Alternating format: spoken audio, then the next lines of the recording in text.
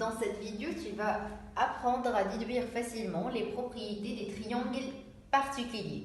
Commençons par un triangle rectangle. C'est quoi un triangle rectangle? Comme son nom l'indique, c'est un triangle qui possède quelque chose de rectangle, c'est-à-dire il possède un angle droit. Alors s'il vous plaît, dès que vous entendez un triangle rectangle, il faut préciser il est rectangle en quel point. Alors par exemple, là j'ai tracé ABC, un triangle rectangle en A. C'est-à-dire l'angle droit dans ce triangle c'est A. Alors le côté qui est juste en face de cet angle, appelé hypoténuse. Seul le triangle rectangle possède un hypoténuse, c'est un peu une hypoténuse, c'est le côté le plus long. Alors si vous remarquez ce triangle, le côté le plus long c'est l'hypoténuse. Alors maintenant on passe pour déduire les propriétés d'un triangle rectangle. Alors on vient de dire que ABC a un triangle rectangle en A. Alors directement l'angle A égale à 90 degrés. Voilà les gars, qu'est-ce qu'on a déjà vu que la somme des angles de triangle c'est 180 degrés. Alors si je soustrais 180 degrés moins 90 veut dire que l'angle B plus l'angle C égale à 90 degrés. Voilà, et j'ai déduit toutes les propriétés concernant un triangle rectangle. Alors, un triangle rectangle, c'est le seul triangle qui possède un hypoténuse. Propriété 1. Deuxième propriété, il a un angle droit qui est égal à 90 degrés.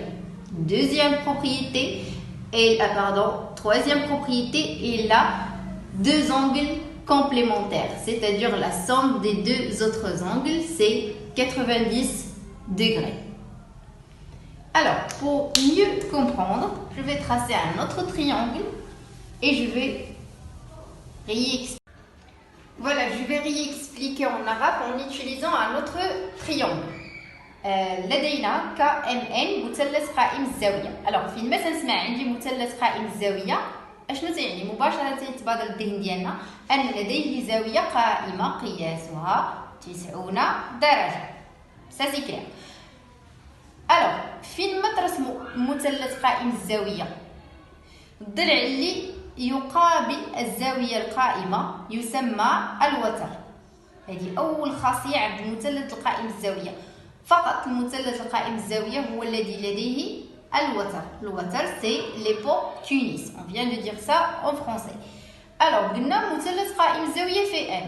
شنو كيعني؟ كيعني أن الزاوية M تساوي 90 درجة. نعلم ماذا؟ نعلم أن مجموع قياس زوايا المثلث هو 180 درجة. إذا لخديت زاوية ك زائد زاوية M زائد زاوية N هو 180 درجة.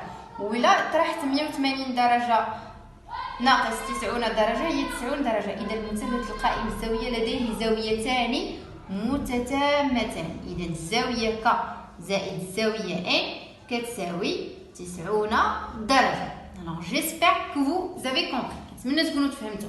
Il faut يكون عندي مثلث قائم الزاوية, j'ai trois propriétés. Le seul triangle qui a une hypoténuse, c'est le triangle rectangle et c'est le côté le plus long, d'une part. D'autre part, l'angle droit égale à 90 degrés et il a deux angles complémentaires. Alors, parmi vous, quelqu'un va me poser une question. Ça va nous aider à quoi? Sachant que je sais que la somme des angles d'un triangle est 180 degrés. Alors par exemple, vous avez un triangle rectangle en M, voilà, et vous avez K égale à 60 degrés. La question c'est déduire la somme de l'angle N. Alors au lieu d'utiliser, voilà KMN, un triangle rectangle, la somme des angles est 180, vous pouvez dire directement KMN, un triangle rectangle en M. KMN, un triangle rectangle en M. Alors, directement, K, l'angle K, plus l'angle N égale à 90 degrés. Alors, Alors, l'angle N égale à 90 degrés moins 60 degrés. Alors, je peux déduire facilement que l'angle N égale à 30 degrés au lieu d'utiliser la règle qui dit la somme des angles égale à 180 degrés. Alors, j'espère que vous avez compris cette partie de triangle rectangle. Voilà, passons maintenant au deuxième triangle particulier. Voilà, un triangle isocèle. C'est quoi un triangle isocèle? C'est un triangle à deux côtés de même longueur. Voilà, comme la définition l'indique, c'est un triangle à deux côtés de même longueur.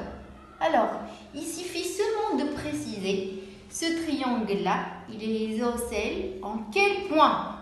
Par exemple, là, ABC est un triangle isocèle en A. Isocèle en A. C'est-à-dire, qu'est-ce que je vais déduire? S'il est isocèle en A, et d'après la définition, elle a deux côtés de même longueur, c'est-à-dire le côté AB égale le côté AC. On prend comme origine A.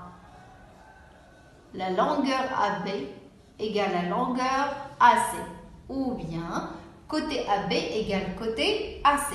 C'est quoi la deuxième propriété? C'est un triangle isocèle en A. Alors, les angles de base, c'est B et C. Les angles de base sont égaux. Alors, s'il vous plaît, dès que vous avez un triangle isocèle, il faut préciser il est isocèle en quel point et vous pouvez déduire facilement les propriétés. Par exemple, s'il est isocèle en B, alors je peux dire que côté BC égale côté BA. Et les angles de base sont égaux. Alors, l'angle A égale à l'angle C. Je vais réexpliquer en arabe. مثلث متساوي الساقين ومثلث إيزوسيل. ما هو مثلث متساوي الساقين؟ مثلث متساوي الساقين هو مثلث لديه ضلعين متقايسان. يكفي نحدد مثلث متساوي الساقين في أي نقطة. إذا كان مثلا عندي مثلث متساوي الساقين une minute. Je vais effacer ces informations-là pour pouvoir écrire des nouvelles informations. Toujours donner beaucoup d'exemples, ça aide à comprendre mieux. Pendant, je trace à ma levée. Alors, je vais choisir comme triangle IGK. C'est un triangle isocèle en I. Alors, vous dites oui, s'il vous plaît, les propriétés de ce triangle. Alors, je viens de dire هو مثلث متساوي الساقين في النقطة I. إذا شنو كنستنتج بأن طول الضلع إيجي هو نفسه طول الضلع إيK. أول خاصية أن المسافة إيجي تقايس المسافة إيK. ثاني خاصية زاويتي القاعدة. بما أنه متساوي الساقين في النقطة إي، إذا قاعدتين هي الزاوية جي والزاوية ك.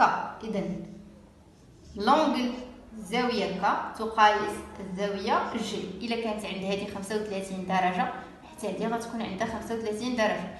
إلا كانت عندها 60 درجة حتى هذه غادي تكون عندها 60 درجة. زاوية القاعدة كيكون عندهم نفس القياس. Ils ont même longueur. يعني إلا كانت عند طول الضلع إيجي 5 سنتيمتر de même طول الضلع إيك 5 سنتيمتر.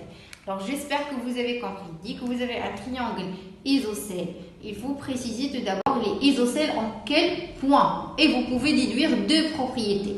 Qu'il a deux côtés de même longueur et les angles de base, ils ont même mesure.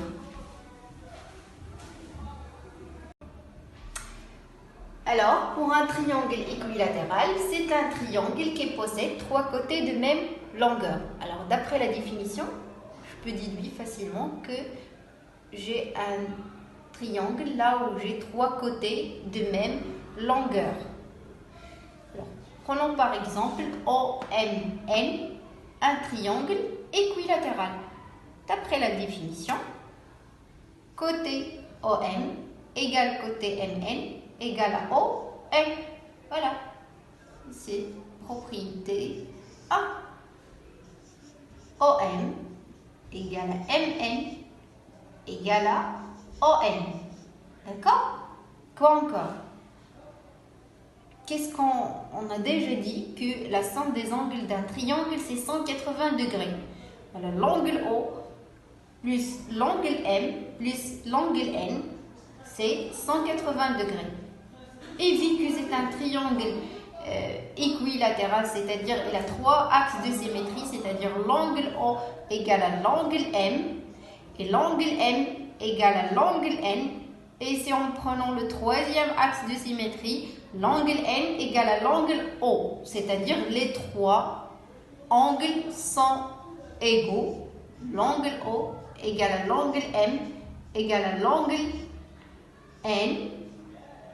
Et en utilisant la propriété que la somme des angles est égale à 180 degrés, si je remplace O par M et je remplace N par M, alors je obtiens 3M égale à 180 degrés. Alors M égale à 180 degrés divisé par 3, c'est 60 degrés.